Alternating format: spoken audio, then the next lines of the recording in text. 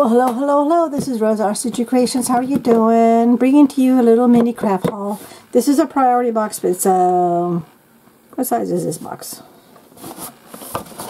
I don't want to show the other side because it's got my name and address on there. My name I don't care about. It's just not my address.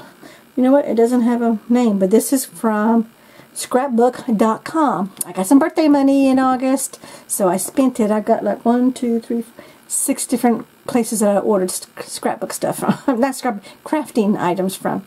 But anyway, I want to try to make sure I stay this under 15 minutes. So here's, this is, let me see if I can get you in here. Yeah. There, you know what? I'm going to zoom it out. There. That shows you, you see the whole box there.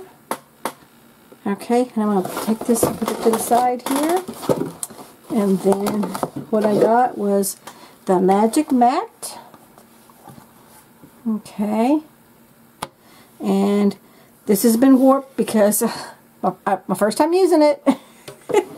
And I used it with my old Gemini mats and it warped it. But I'm gonna link a video in the description box, my review on this mat. I got this one, and I got the smaller one that fits into the size of the Cuttlebug, because I have a Cuttlebug that I use a lot too and stuff. But I got both of these, and so I got this, and that's why this box is so big, because it had to be big enough to hold this magic mat.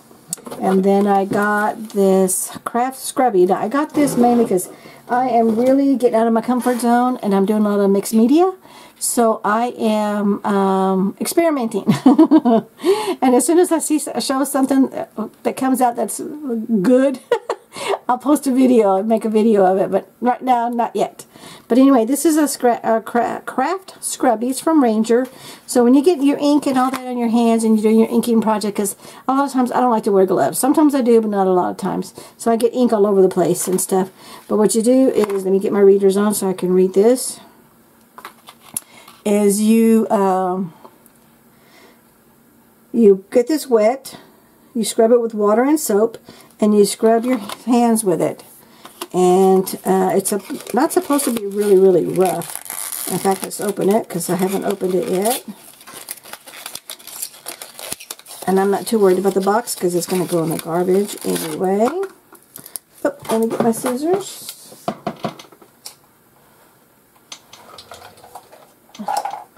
And let's take the protective covering off of here. And I don't want to damage the product, because it feels like it's hard styrofoam. That's what it feels like.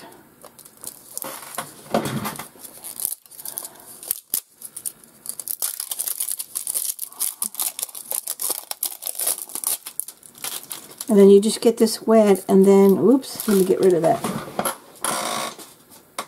That static is when I stick to me. And then all you do is you get this wet with soap and water, and then you just scrub your hand. And it really, even though it's dry, it's really not all that rough. But when it gets wet, I'm sure it softens up. And then that helps remove all the ink from your hands. I'm certainly it won't get in the cuticles, but you know, at least I get the main gist of it. So that's the intention of this product. So we're hoping we'll see if it works. We'll find out. And then I got these. These are from scrapbook.com, page protectors. They're 6x8. They're 10 in a pack. I went ahead and got 2 of these. Let me give you that information on it so you can see that. Okay. And I got this notebook. I got 2 of these notebooks from Jen. And I'm just trying to see what else was in the box. That was it. Okay. And then they give you the little invoice, but they don't tell you the prices and all that. And then they give you some little stuff about other things products that they sell. But I got the main reason I got these page protectors was because I got these 2 of these three ring binders, but they're the little ones 6x8. And I will have on one. I'm using this to store all my stencils because I'm really into stencils. And so I got a whole bunch of the small ones that were too big for my. I have a 3-inch, 3-hole, 3-ring binder, and it's the regular size. I think what 8.5 by 11, or a little bit, actually a little bit bigger than that. but it's the great big one. You find them at all, like Office Depot, Walmart, you know, stuff like that. But it is 3 inches thick, so it's a pretty good size one. And I used to just keep it right here on my desk, so it's just easy in and out, in and out. But the main focal point was this for the small stencils. So I got that. Now I did have to punch my own holes in here because they didn't fit, and then I looked and looked and looked for a 3-hole puncher that fit this, and I couldn't find it. If anybody knows if there's one out there, please let me know, because I do plan on getting some more of these binders, because I know I'm going to be getting some more of these stencils. This is also a good place for you to store your bigger dies or your bigger clear cling stamps. And you can have one book for your clear cling stamps, you can have one book for your dies, and then one book for your stencils if you have room for something like this. And but that's a good idea. And the fact, I mean, this is a good quality plastic, but I did have to punch extra holes in there, not the ones that came with it. But I'm okay, because you know what, I'm careful with my products, so it's not like I'm going to tear it up and beat it up. Now, if I was a young child or a younger one that kind of didn't pay attention and just kind of flips away, that I would be careful. I would just reinforce it with some extra tape and then punch the holes so it's extra protection. But I got 2 sets of those. And let me get this out of the way here. And then I got these Prima handmade Prima flowers, 16 pieces. Item number 650292, called Halloween. And there, let me get out of the glare here. There's the information for you.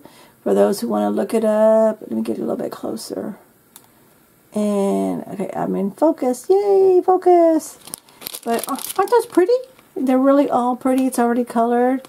And they're decorated, so I don't have to do anything but put some glue adhesive on it and stick it on the card, or a 3D frame or picture, or scrapbook page, whatever I want to do.